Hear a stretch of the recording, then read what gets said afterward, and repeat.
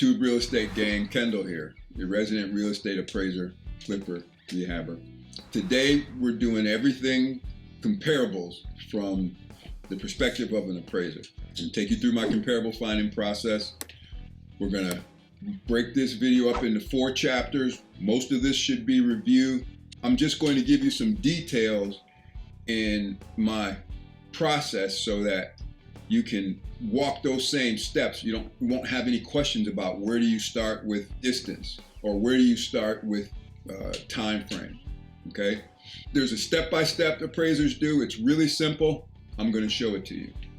But first, let's bust a couple of myths. Finding ARV is a 2-step process. First step is finding the comparables. Second step is calculating the ARV. We're not trying to do an appraisal.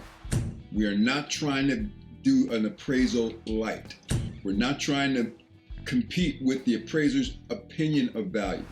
We're just trying to figure out the exact same comparables that the appraiser's using. And once we do that, we've won the ARV game. Then we have all the information we need to figure out our ARV and our rehab budgets and so forth. So all the steps on doing adjustments and worrying about the differences between, bedrooms, the differences between 1-car garage, 2-car garage, even a pool and no pool. Yeah, those things are important.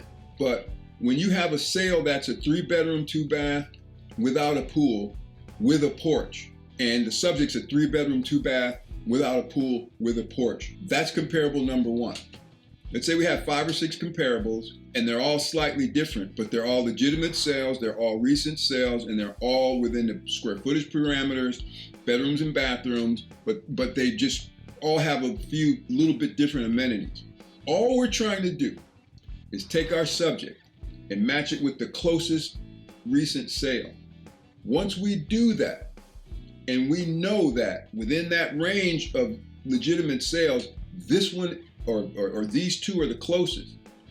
That's all we're trying to do. We're just trying to figure out where this house is going to sell after we fix it up. We're not trying to compete with the appraiser's opinion of value. Listen, if I don't do an appraisal or some form of an appraisal when I look for ARV, why should you try to do it?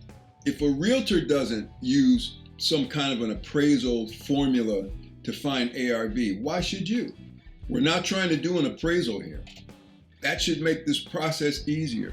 I've seen 15, 20, 25 minutes of other people's videos of struggling with some quasi-appraisal process.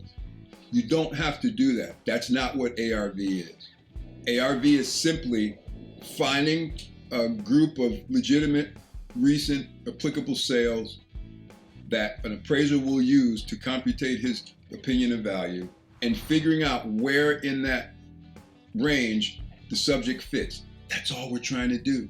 It's just that simple. All you have to do once you figure that out is to duplicate that number is look at the pictures. You'll know the quality of construction and materials to base your rehab budget on. That's it. We're done. That's it. That's what ARV is. Appraisal guidelines are so strict and so stringent.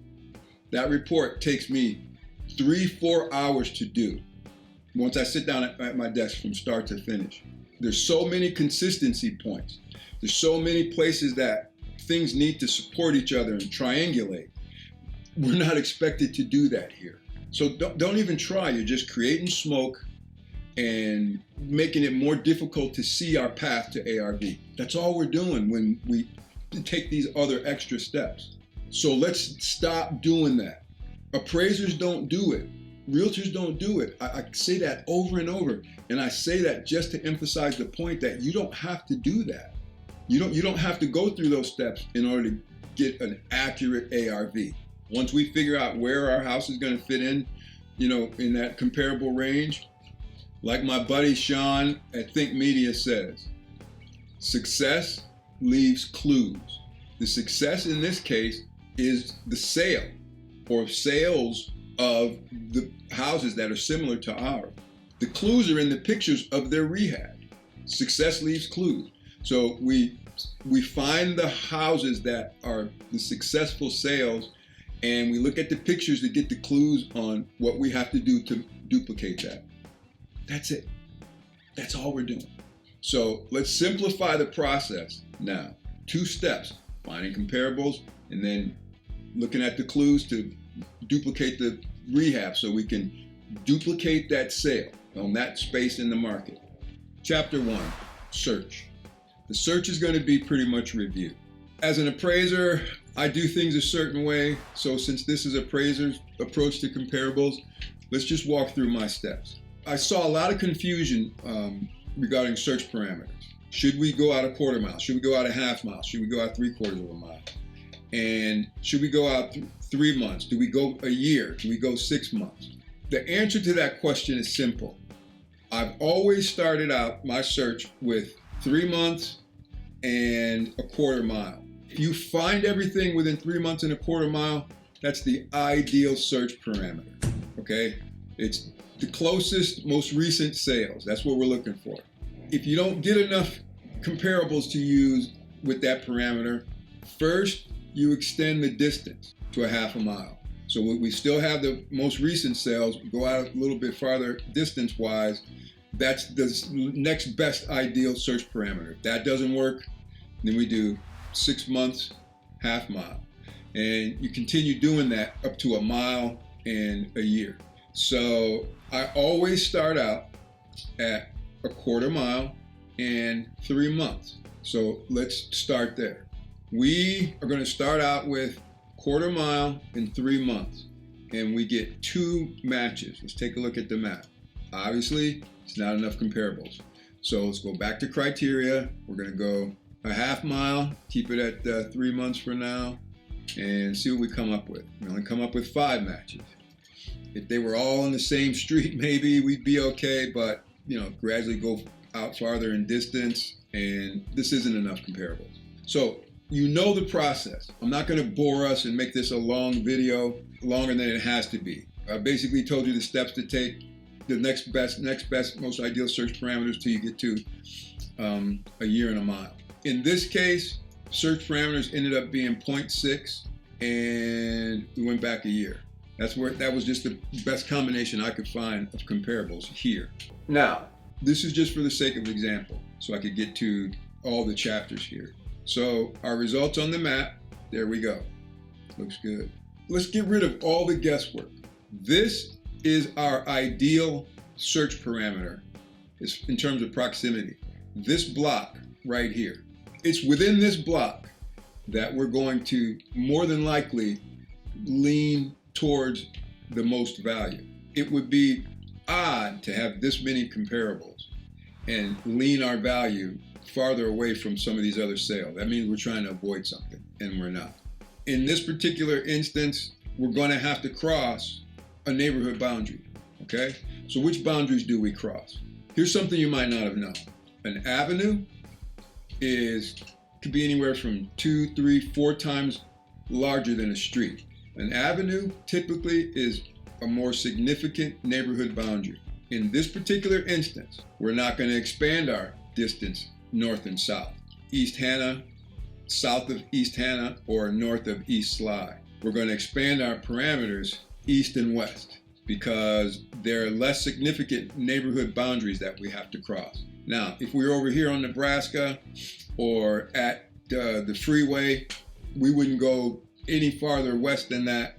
We'd probably try to stay close enough to where those 2 major external influences didn't have any effect. If we can avoid it, we'd stay there. We'll get to those issues on a different video. As far as the search, we found enough comparables. Now, let's pick our comparables. Chapter 2 is style. So as you can see, the style of our subject is a very basic front to back utility, what they call a southern shotgun ranch. I say that as opposed to, say, this typical ranch that we're used to, the side-to-side utility, Midwestern ranch, but we're in the South in Florida. So this is our basic construction style.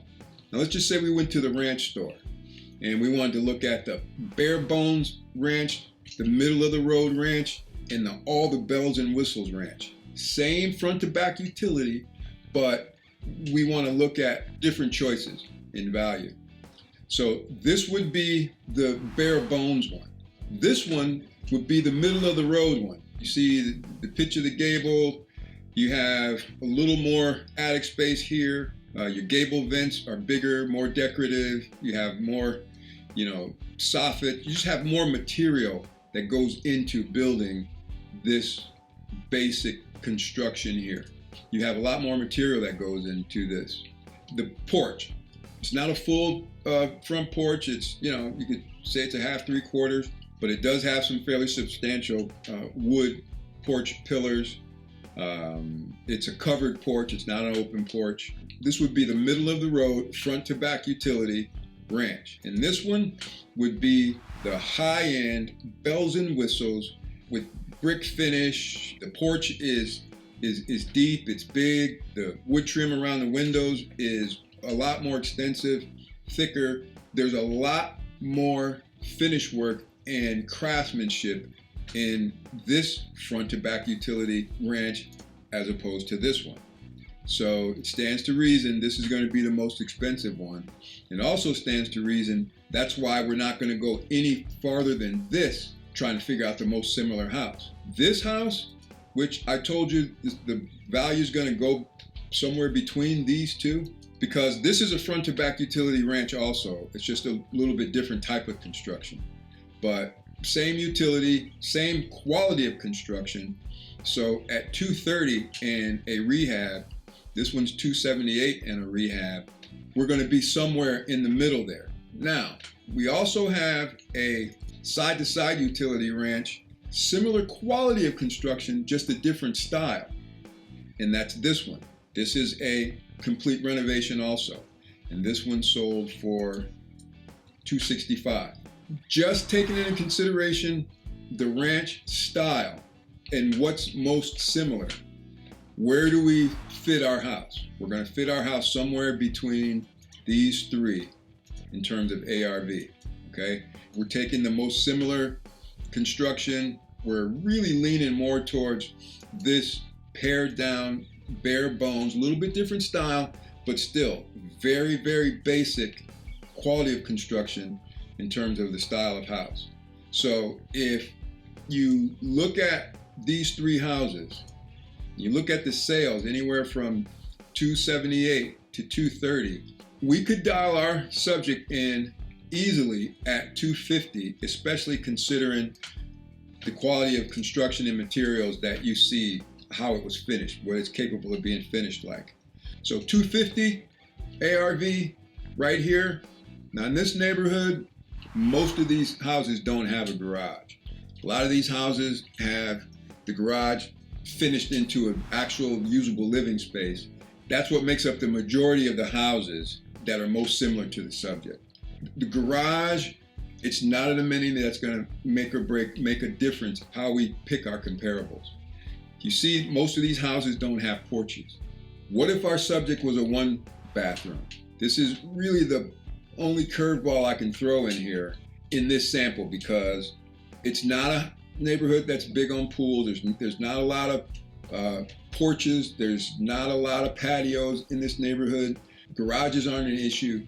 So the only real curveball we have here in terms of finding ARV comparables is one bathroom, okay? So what I did was I went and found 10 one bathroom sales within the same search parameters. And what we do is real simple. We go through, figure out which ones are fully renovated, the closest ones in style, construction, and location to our subject. That's where we dial in our ARV. So it's real simple. Now, I'm not going to go through this process again. You know what to do.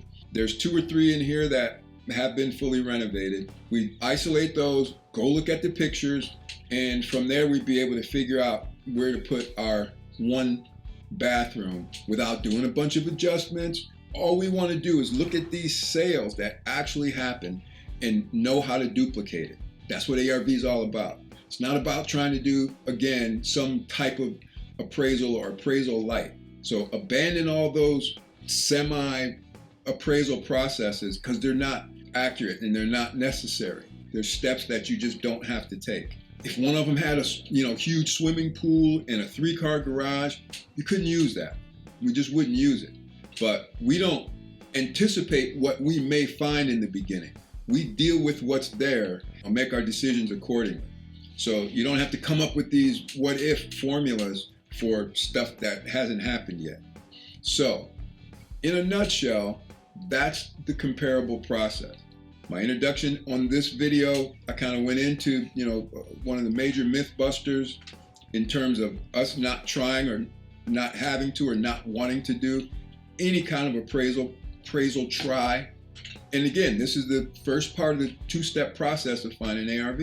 Once we find the same comparables that the appraiser is going to use, we match our house to the most similar comparables in that sample and look at the pictures, study the pictures, get the clues of what our rehab budget is going to have to be in order to get that most similar one, and that's how we dial in our ARV. This is the appraiser's way of finding comparables and finding ARV. If you just do this, you're going to come close to the appraiser's number every time. It's guaranteed. We're using the same comparables that the appraisers use. We're not trying to match his number because we can't, but we can find the same comps that he's using, and we can dial our subject in to figure out our ARV. So this is the end of the comparables video, ranches, second part of our ARV. So in the next couple of videos, we're going to deal with comparables 1.5, 2 story. Then after that, we'll tackle rural comparables. So that's it for the other part of the ARV process. Put this one together with the ARV and you can do what I do now. You don't need me after you master these first 2 videos. The ARV like an appraiser video and the comparables like an appraiser video. For anything other than some curveballs or odd situations, which I'll be happy to help you with. Let's keep moving.